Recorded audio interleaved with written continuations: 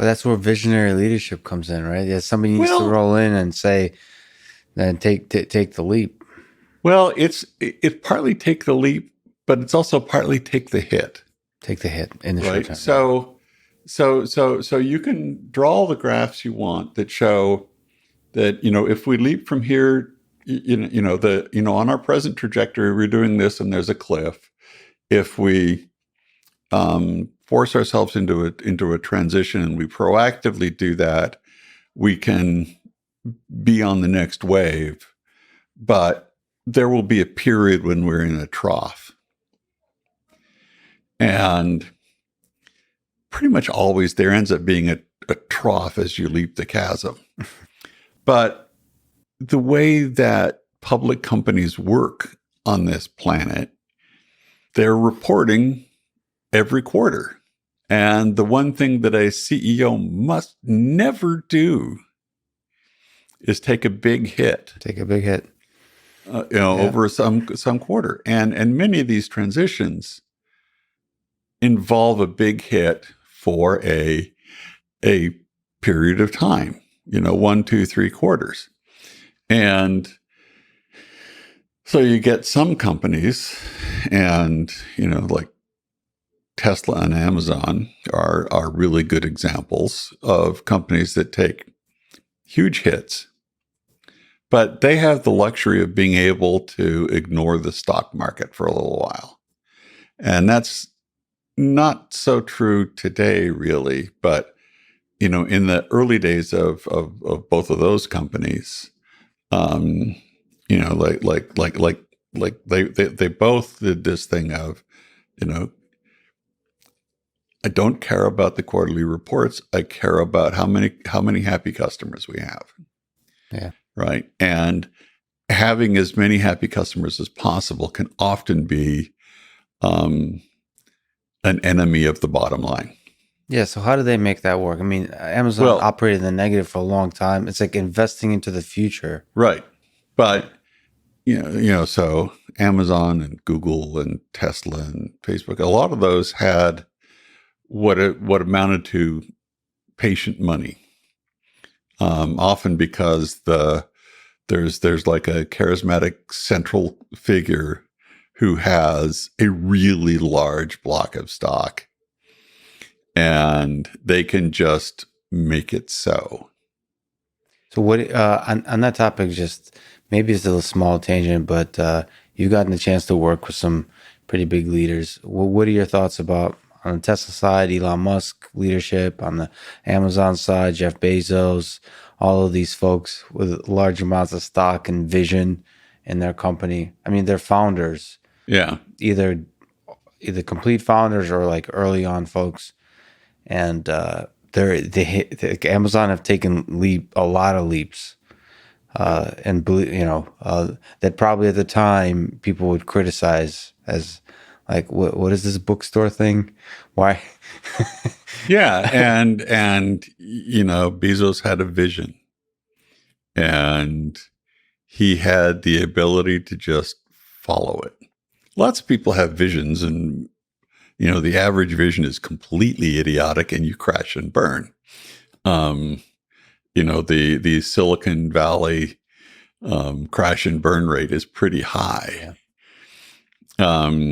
And they don't necessarily crash and burn because they were dumb ideas, but, often it's just timing, timing and luck. And, you take companies like Tesla, and really, the original Tesla, sort of pre Elon, was kind of doing sort of okay, but he just drove them, and because he had a really strong vision, he would make calls that were always,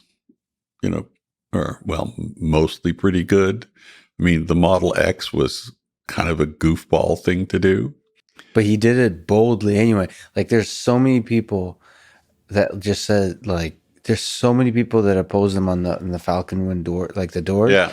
from the engineering perspective, those doors are ridiculous. It's like, they are a complete travesty. but they're but they're exactly the symbol of what great leadership is, which is like you have a vision and you just go like If the you're going to opposite. do something stupid, make it really stupid. Yeah, and go all in.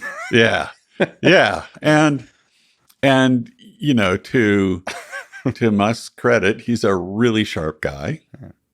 So going back in time a little bit to Steve Jobs, Yeah. Steve Jobs was a similar sort of character who had a strong vision and was really, really smart.